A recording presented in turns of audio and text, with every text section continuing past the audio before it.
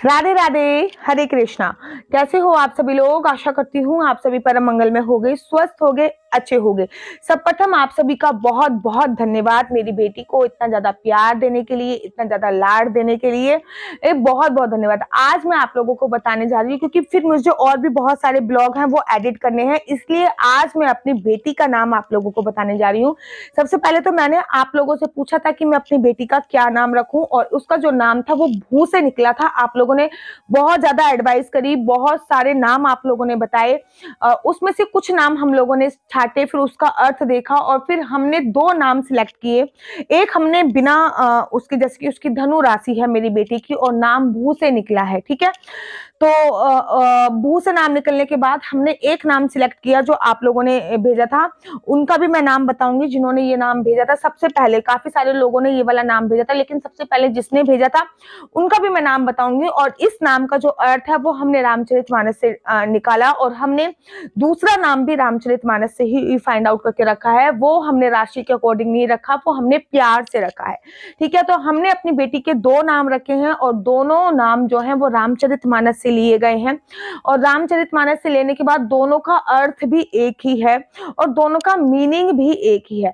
देखिए, बोला जाता है ना, राम कृष्ण दो एक हैं, अंतर नहीं निषेध। भगवान राम और भगवान कृष्ण दोनों एक है, दोनों में कोई भी अंतर नहीं है। ऐसे ही सीता माता और राधा रानी भी एक है, दोनों में कोई भी अंतर नहीं है। हमने रामचरितमानस में से नाम इसलिए लिए हैं क्योंकि बोला भी ये जाता है कि जन्म जन्म मुनि जतन कराई, अंत काल राम मुख आवत नहीं। जब हम लाखों जन्म करते हैं, मतलब पूरे जिंदगी हम भगवान का नाम लेते, लेकिन अंत काल में हमारे मुख पे राम का नाम नहीं आता, माता सीता का नाम नहीं आता। तो हम लोगों ने ये प्रयत्न करने की कोशिश करी है कि अपनी बेटी का नाम हम भगवान के नाम पे रख सकें, ताकि अंत काल में अगर हम अपनी बेटी का नाम भी लेते हैं तो भगवान का नाम किसी ना किसी बहाने से हमारी जबान पे आ ही जाएगा। तो चलो वो पर्दा हटाती हूँ मैं कि मैंने अपनी बेटी का क्या नाम रखा है। सबसे पहले आपको चौपाई सुना देती हूँ रामचरितमानस की।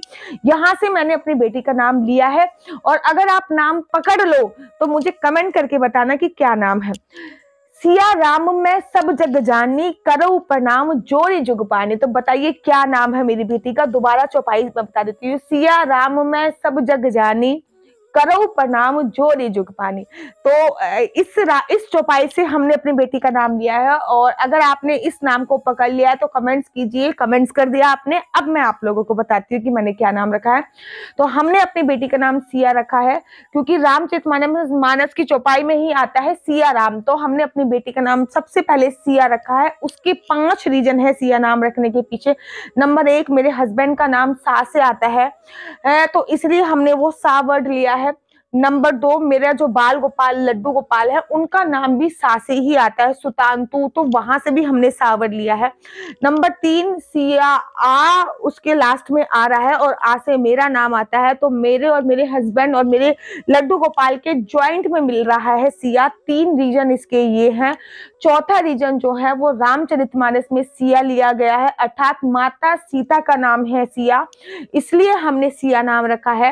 राजा दशरथ माता सीता को हमेशा सिया कहकर ही बुलाते थे प्यार से, और ये मेरी प्रिंसेस जो है वो भी अपने पिताजी की लाडली है, तो इसलिए हमने सिया नाम रखा है।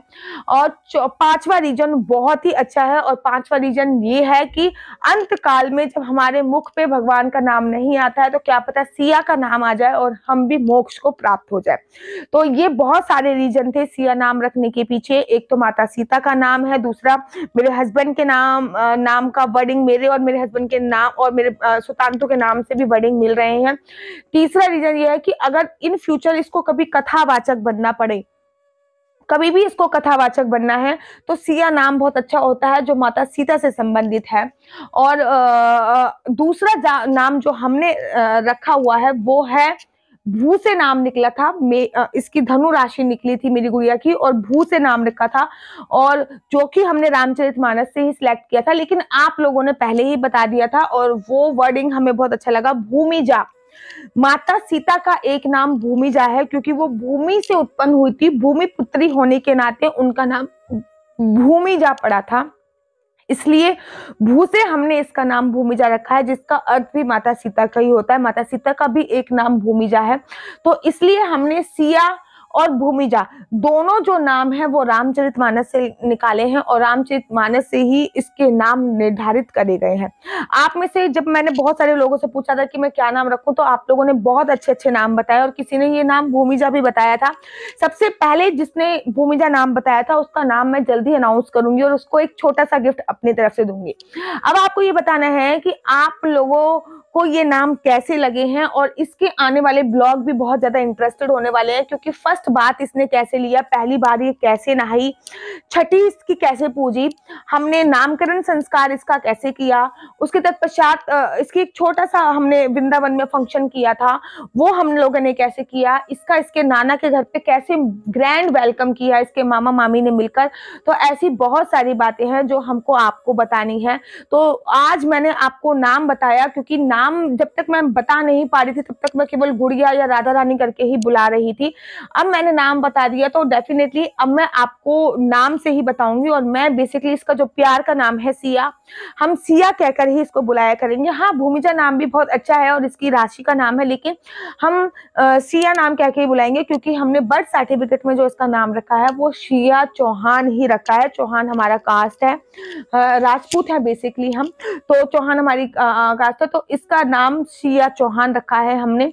और अब आने वाले ब्लॉग में आपको मैं ये नहीं बोलते दिखूंगी कि मेरी गुड़िया या फिर मेरी बिटिया या फिर आपकी गुड़िया आपकी बिटिया। अब आने वाले ब्लॉग में मैं आपको बोलती दिखूंगी सिया नाम। तो आने वाले ब्लॉग में मैं आप लोगों को बताऊंगी कि कैसे हमने इसकी छठी पूजी है, किस प्रकार से हमने सेलिब्रेट करा इसका नामकरण, और कैसे ग्रैंड वेलकम इसके नाना के यहाँ पे हुआ। ये सारी बातें मैं आप लोगों को बताऊंगी, और जल्द ही अपने सुतांतु से सिया को जरूर मिलवाने वाली हूँ। अभी मेरे घर पे सूतक लगा पड़ा है, इसलिए मैं सुतांतु से मैंने अभी अपनी राधा रानी को नहीं मिलवाया है, और जल्द ही मैंने सुतांतु से अपनी राधा रानी को अवश्य और अवश्य मिलवाऊंगी। एक चीज मैं आप लोगों को एक बता देती हूँ, बहुत इंटरेस्टिंग चीज है। जब ये पैदा होते ही इसके हाथ ऐसे थे, और आज भी इसको 20-25 दिन हो चुके हैं, 20 दिन तो अराउंड हो ही गए हैं, और आज भी इसके हाथ ऐसे ही हैं। मतलब 15 दिन हो चुके हैं, आज पूरे आधे महीने की मेरी बेटी हो चुकी है, और अभी भी इसके हाथ ऐसे ही हैं। तो क्योंकि इसके टाइम पे मैंने भागवत बहुत सुनी थी, और जय जय श्री राधे करके मैं हाथ ऊपर करती थी। इनफैक्ट जब मेरे को लेबर पेन हुआ था और तब भी मैं इस्कॉन टेम्पल में थी, और जब मैं हॉस्पिटल में एडमिट हुई थी और मेरे को दर्द हो रहे थे, तब भी मैंने अपनी टीवी में जो मेरे कमरे की टीवी थी उसमें मैंने चला रखा था शिव महापुराण। तो आज तक उसके हाथ ऐसे ही हैं। ऐसा नहीं है कि वो हाथ नीचे नहीं करती, फिजिकली एकदम फिट है, लेकिन वो हाथ हमेशा अपना ऊपर ही करती है, हाथ ऊपर करके आप लोगों को राधे राधे बोलती है। और आप लोग अपना ऐसा ही प्यार जैसा दे रहे हैं वैसा प्यार अपना हमेशा मेरे पास बरकरार रखिएगा। और आशा करती हूँ कि आपको ये जर्नी भी अच्छी लग रही होगी जो मैं आप लोगों के साथ शेयर कर रही हूँ। एक परिवार होने के नाते मैं आप लोगों के साथ ये सारी बातें शेयर कर रही हूँ। और आप लोगों को अगर मेरे ब्लॉग पसंद आ रहे हैं तो आप अपना YouTube चैनल इसको भी लाइक कीजिए, शेयर भी कीजिए, और जल्दी से सब्सक्राइब कीजिए, क्योंकि इस चैनल का नाम भी जल्दी मैं बदलने वाली हूँ, और वो भी सिया के नाम से ही रखना चाह रही हूँ। तो आशा करती हूँ आपको मेरे ब्लॉग भी अच्छे लगते होंगे। लाइक जरूर कर दीजिए, एक लाइक अगर आपको नाम पसंद आया है तो अवश्य कीजिएगा। राधे राधे, हरे कृष्णा, हरे